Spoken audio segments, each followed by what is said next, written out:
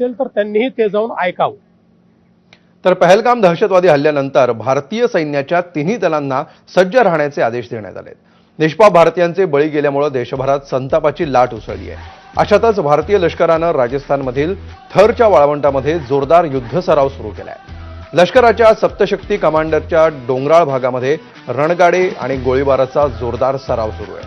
पाकिस्तानच्या सीमेजवळ सुरू असलेल्या भारताच्या या युद्धाभ्यासाला रसेल वायपर असं नाव देण्यात आलंय.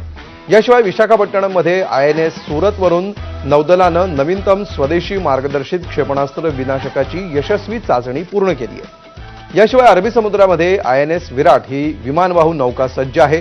तर काश्मीरमध्ये LOC जवळ भारतीय वायुदलाची जग्वार, सुखोई आणि राफेल या विमानांनी घिरट्या घालायला सुरुवात केली. तर लष्कर प्रमुख जनरल उपेंद्र द्विवेदी हे आज जम्मू काश्मीरच्या दौऱ्यावर होते. श्रीनगरमध्ये त्यांनी नायब राज्यपालांची भेट घेतली. त्यानंतर 15 कॉर्प्सच्या मुख्यालयामध्ये त्यांनी वरिष्ठ अधिकाऱ्यांशी चर्चा केली. 15 कॉर्प्सच्या कमांडर्सनी लष्कर प्रमुखांना हल्ल्याबाबत आणि पाकिस्तानकडून नियंत्रण रेषेवर करण्यात आलेल्या शस्त्रसंधीच्या उल्लंघनाबद्दल, घुसखोरी विरोधात सुरू असलेल्या कारवाईबद्दल तपशीलवार माहिती दिली.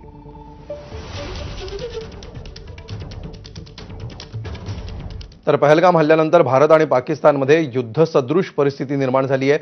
भारतीय हवाई दलानं श्रीनगरच्या रनवेपासून नियंत्रण रेषेपर्यंत सराव सुरू